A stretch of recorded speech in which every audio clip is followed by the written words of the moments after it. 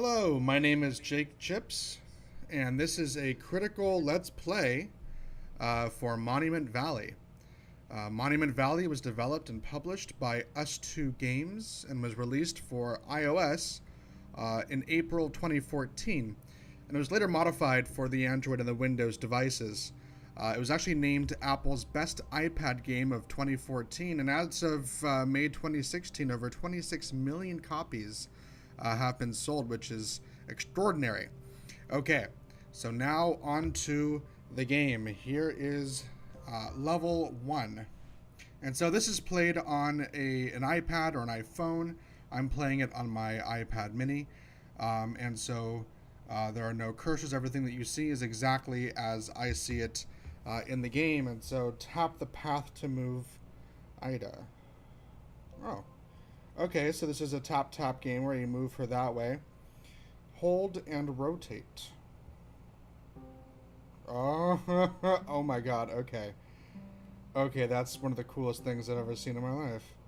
So this is kind of like an MC Escher-esque game that kind of...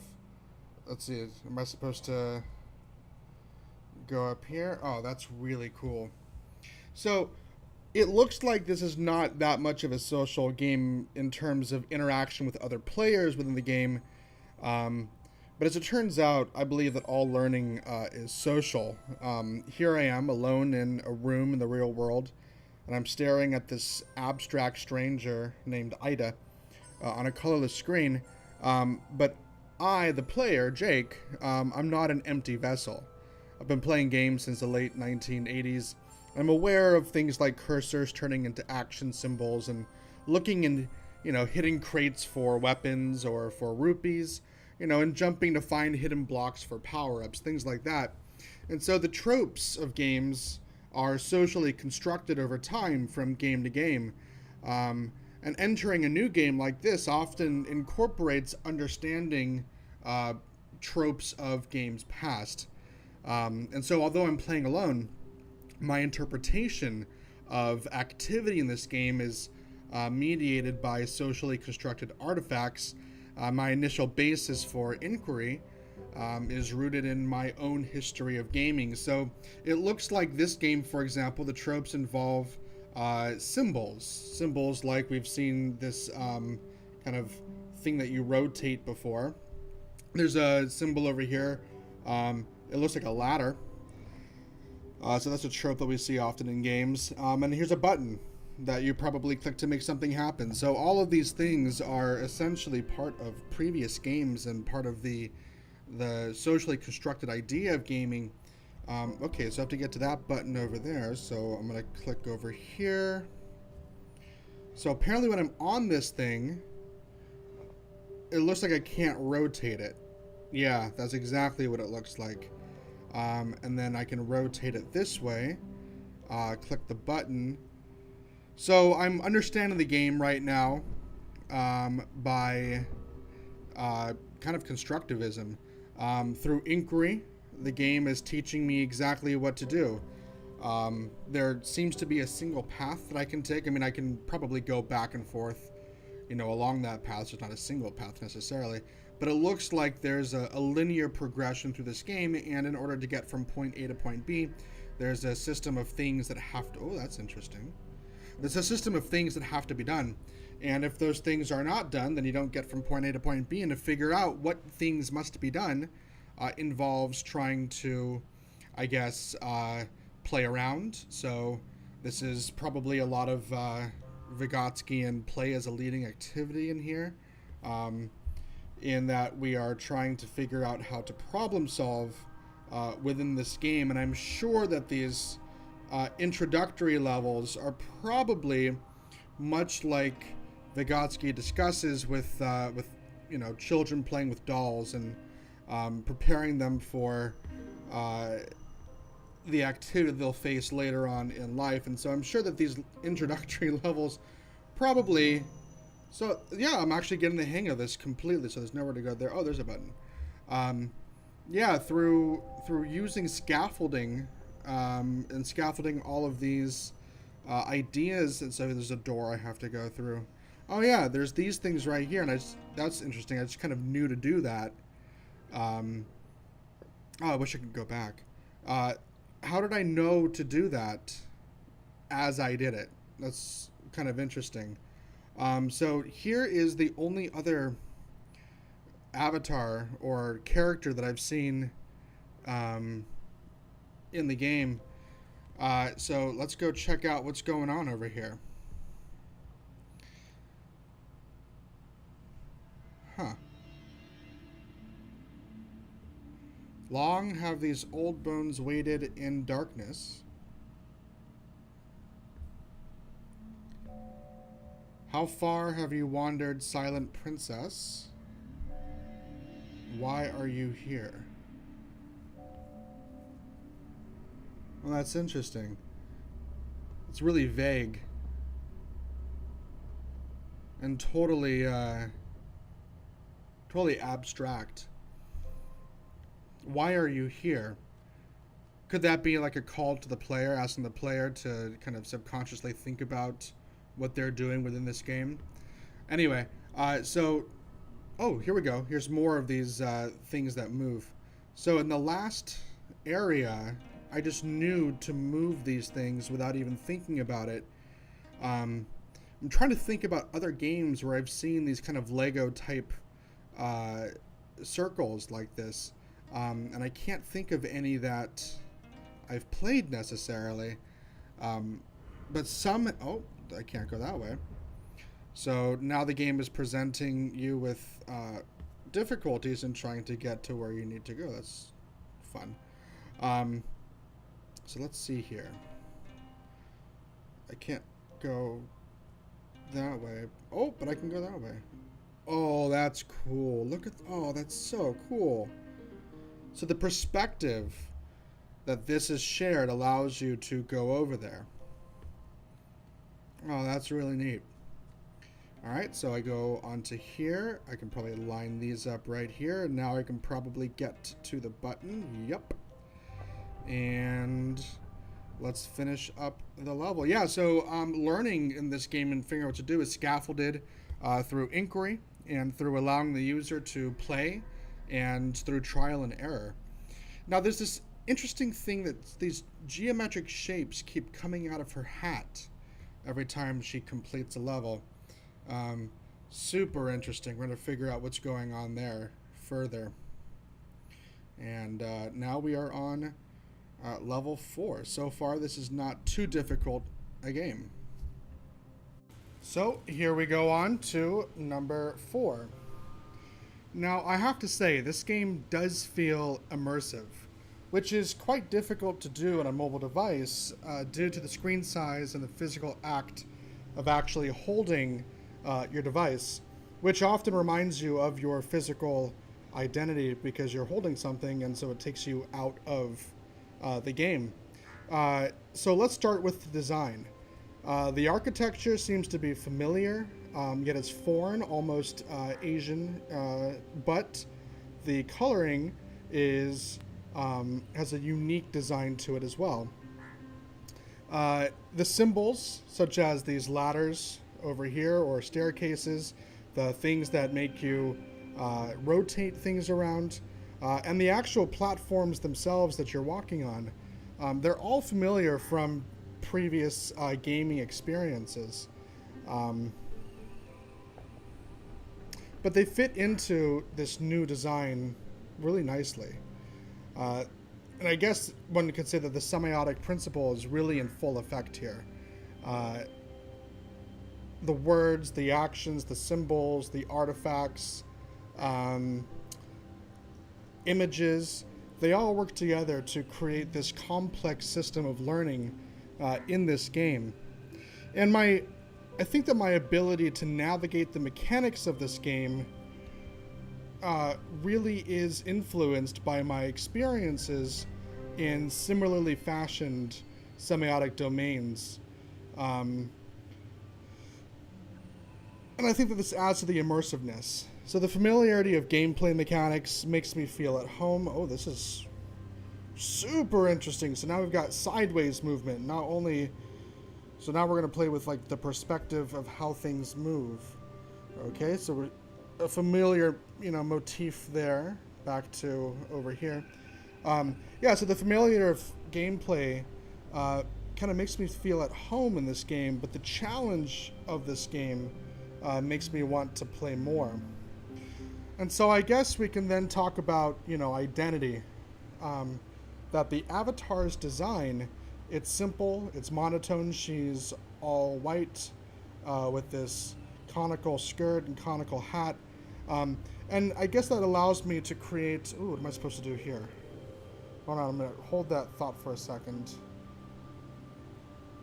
Okay. Okay. Okay, that's super awesome. Uh, yeah, so the avatar design is simple, and it lets me create like a backstory to this whole thing. And James G would argue that learning involves taking on and playing with different identities in such a way that the learner has real choices and ample opportunity to meditate on the relationship between new identities and old ones. And so my digital identity began with patriarchal games, such as Mario and Zelda, where you are a man trying to save a princess who is in a tower somewhere. And then, of course, when I was grew up a little bit more, we had online communities such as AOL and Prodigy, and those tended to blur the distinction. Okay, what am I supposed to do here? Blur the distinction between my physical identity and my digital identity. Oh, there it is. There it is. Okay. So we have to do this to here. And then, of course, I began to envision a new sense of self that was a combination of the two, my physical self and my digital self, which I guess G calls the projective identity. It's this future look of the two blending together. This was the Valley of Men. Now all that remains are our monuments stripped of their glories. Thieving princess, why have you returned? So apparently I have been here before. I stole something. I'm guessing I stole their sacred geometry. Yeah. So I began to envision a new idea of self that was a combination of the two, that looked to who I wanted to be in the future, or what G again would call projective identity. And so then MMORPGs like World of Warcraft and Second Life further blurred the two identities and gave further meaning to my projective identity. And of course, then software such as Discord and other community forums like Icy Veins, for example, for World of Warcraft, evolved my identity within further affinity spaces. So I come into this game after having evolved my projective identity from one rooted in the classic man saves princess to one of multiple genders, sexualities, and social experiences as I explored the possibilities of immersive online games and environments. And so the virtual world is constructed in such a way that, we've got these, what they call crow people. Okay, so I can't go through the crow people. So these are the only other characters that we've seen. So the virtual world is constructed in such a way that learners learn not only about the domain, but also about themselves in the process, and their current and their potential capabilities. So in this game, I'm not just Ida. Ida is technically a shell that allows me to situate my evolved projective identity in order to reflect on both my physical and my digital identities. Oh, can't go that way. Separately, and what it means to be a digital citizen and gamer in the future. So I can't go that way. Let's. Oh, there it is. Okay.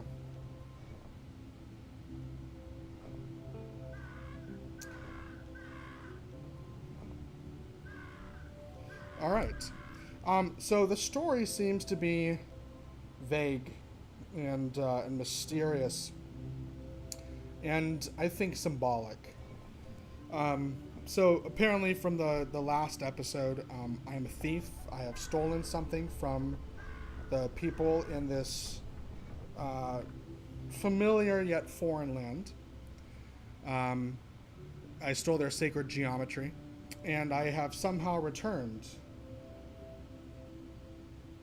And this seems to be a story of redemption, which is attractive both to my physical and my digital identities. I think that anybody can relate to the idea of redemption.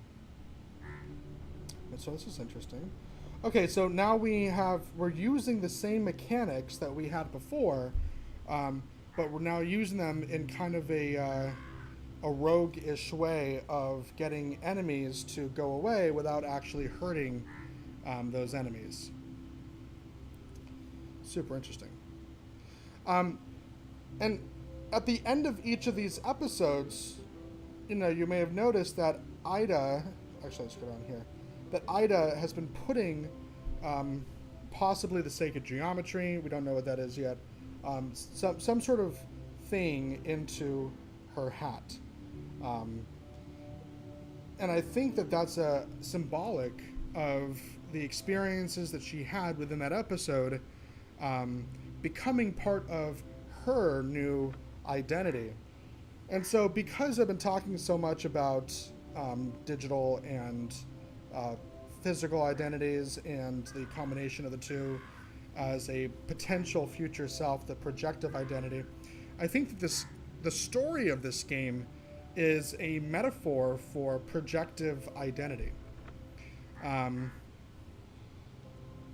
certainly the pacing of the game is meditative. The design of the game is, I mean, this is a lot like Flow or Journey, where it's not necessarily about the difficulty of the game, but it's about your ability to reflect. But of course, what are you reflecting on?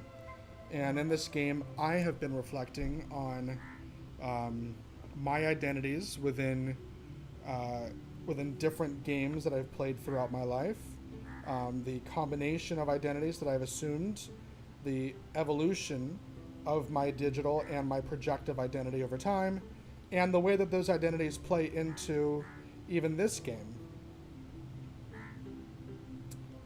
This is so cool. This is the fact that you can turn things around and then change the perspective like that, so that platforms that weren't there now within this new perspective are absolutely there. I think that's another reason why I'm really enjoying this game.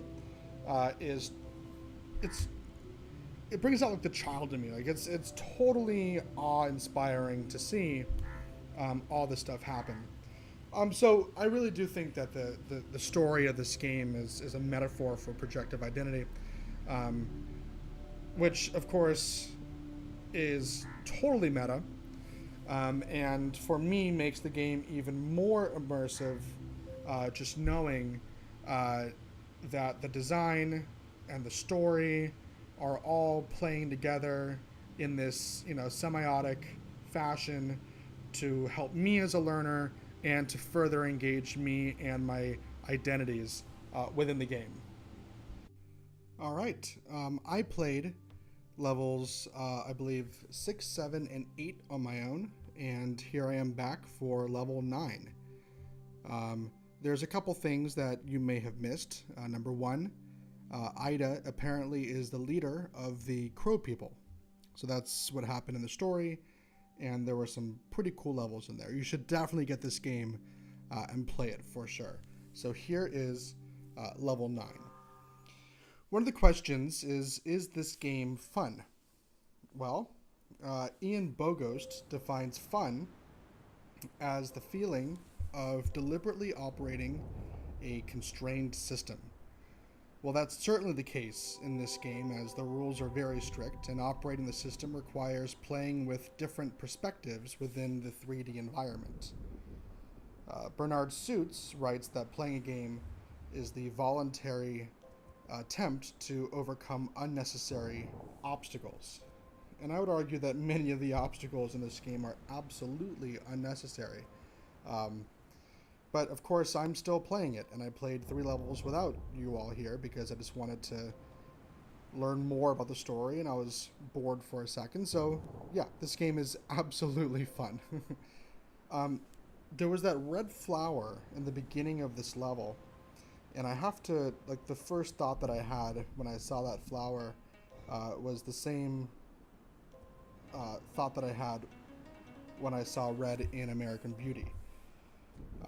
So again, it's using socially constructed things that we've seen before. Maybe the developers did not intend for that to be the case. Nonetheless, it was. So the next question is this a game? And I think this is a game as much as it's also an experience. Much like Flow or one of those ilks. At the core, this is definitely a puzzle game. But at the same time, it's also a reflective space. Let's see. Okay, let me go over to... Oh, I didn't quite get it. Come on. It's a so the controls are a little bit funny like that. It's a reflective space, much like Journey. Monument Valley, I feel, is like halfway. Oh, let's get this guy up. It's halfway between a puzzle game and a serious game, or a game designed to enact social or political change. Ooh, so now I have to get down to the bottom. There's a ring, and usually... Oh, yep, you can pull it out. And it creates that cool effect. I'm going to go over here. I'll go over here. Let's move this up. I'm going to come down. And let's move this down. I'm going to come on over here. And there's this gear right... Yep, the gear is what does it. And it even gives you a little box that I'm standing on to tell you kind of where to go. Which is nice. It gives you kind of clues about what's going on. So yeah, this game provides a meditative space to reflect on identities and to reflect on why we play games in general. But this game is also really, really successful. How successful, you might ask? Well, the game cost over $800,000 to create in the first place. And it took about 55 weeks, and it was a core team of 8 developers. As of last year, Monument Valley has made almost $6 million in revenue. Now, of course, this seems like nothing compared to the $800 million that Grand Theft Auto 5 made on the first day of sales. But consider the difference in scale. This was a core team of 8, and Grand Theft Auto 5 was an enormous team. And if you've ever looked at the ending credits in GTA 5, they even go longer than, your average movie. So, ooh, this is cool. There we go. Cool. Yeah, so, mobile gaming gives smaller companies and independent designers a voice in the oh ho ho ho ho. Well, there it is. That's the ultimate truth. There's a mirror, and Ida, so let's bring this down so she can get through. Ida apparently is one of the Crow people, and she has a crown. So she is the ruler of the Crow people. Look at that. cool. Yeah, so I was saying it gives independent designers a voice in the market, which I think is extraordinarily important. Um, and I think that as coding languages become more, let me actually talk about that in just a moment after this little thing.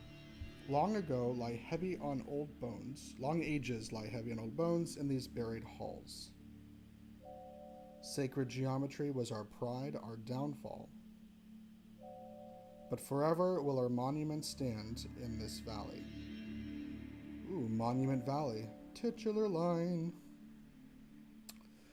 Um, so I think as coding languages become more user-friendly, anyone will be able to create an experience like this, or within whatever experience they would want to create for anyone in the world to be able to enjoy.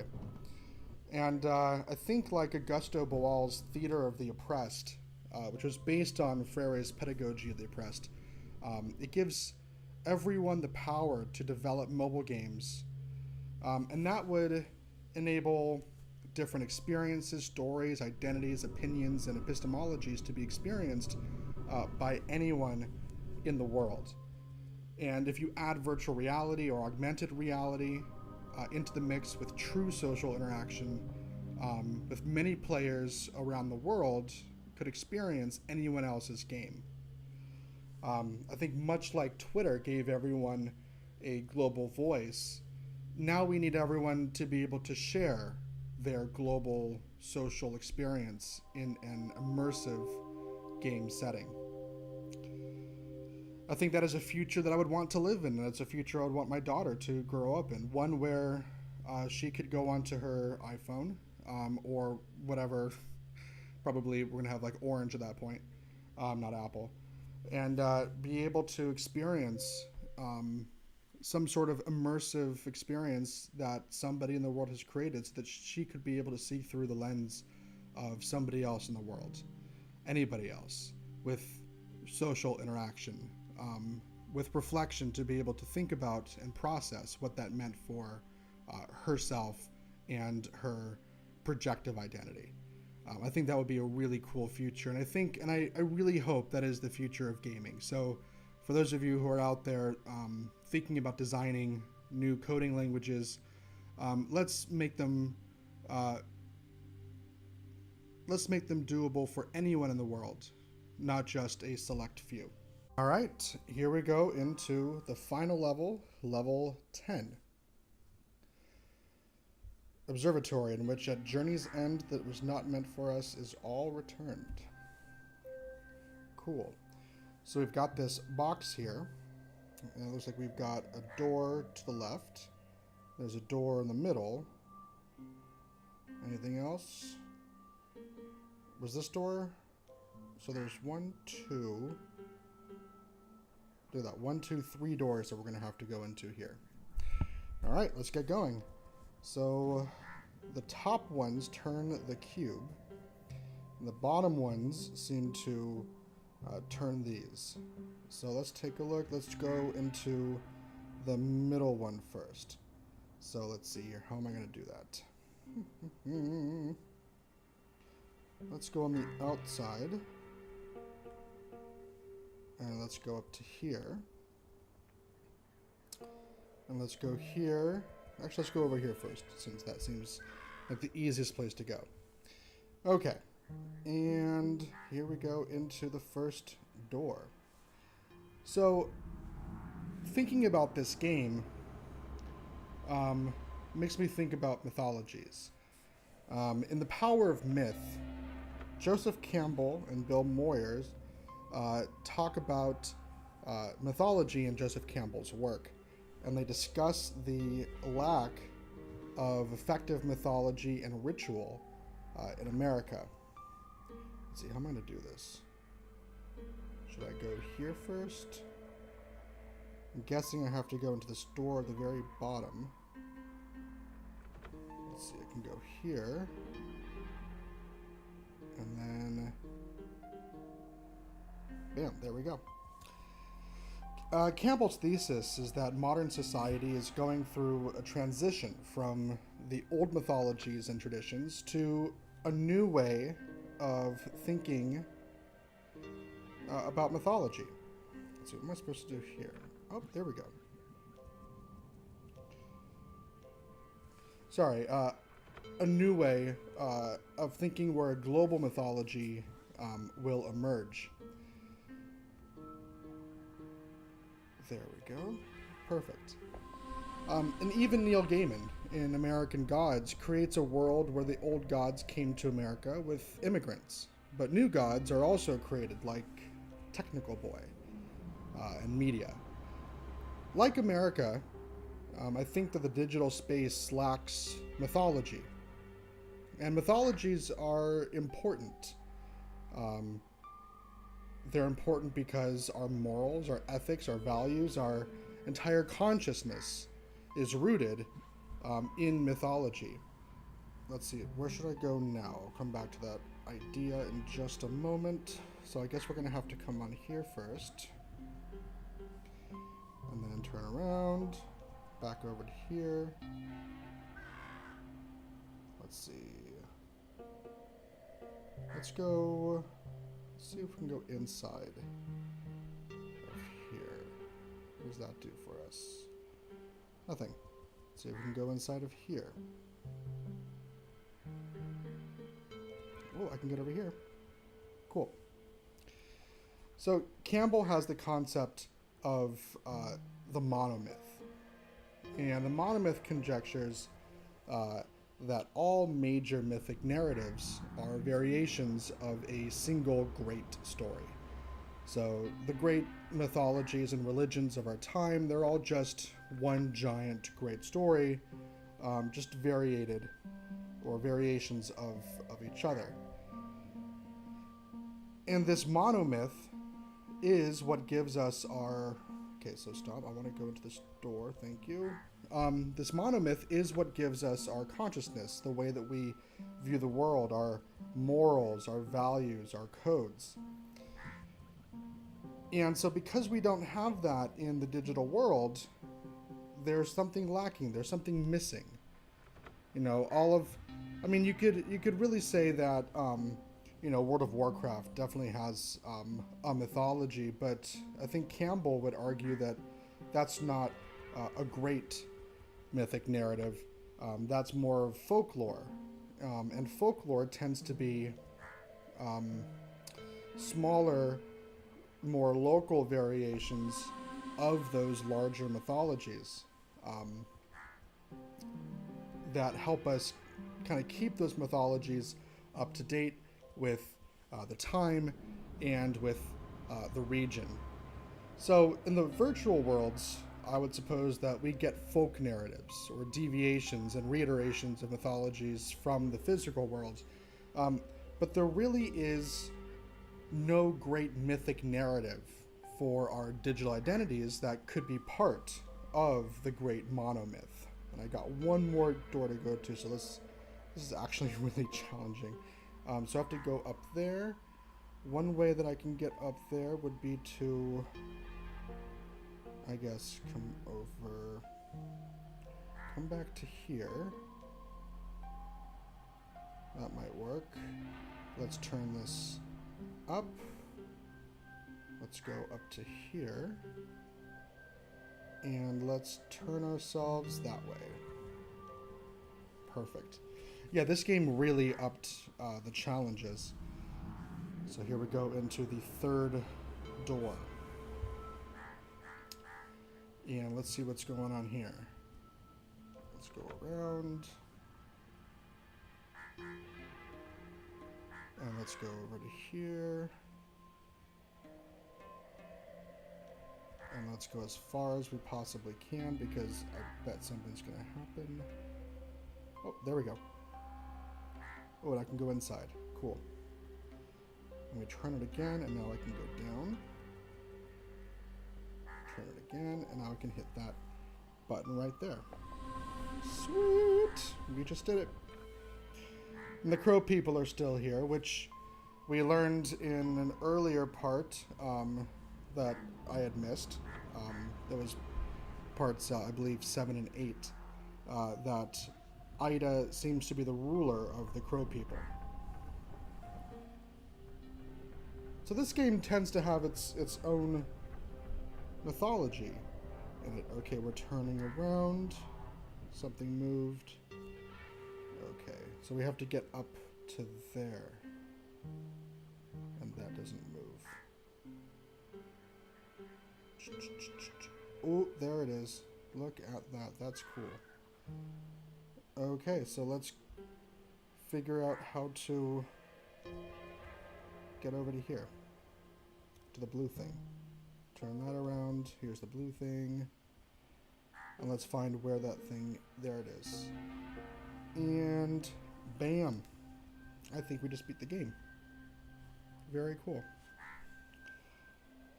So why am I talking about myth at the end of this critical Let's Play?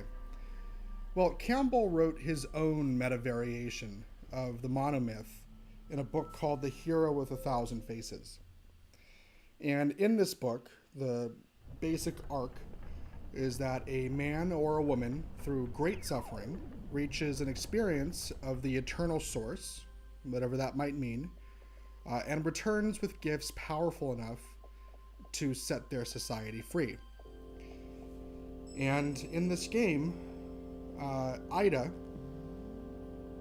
suffers great challenges in the form of puzzles and wandering through this vast land.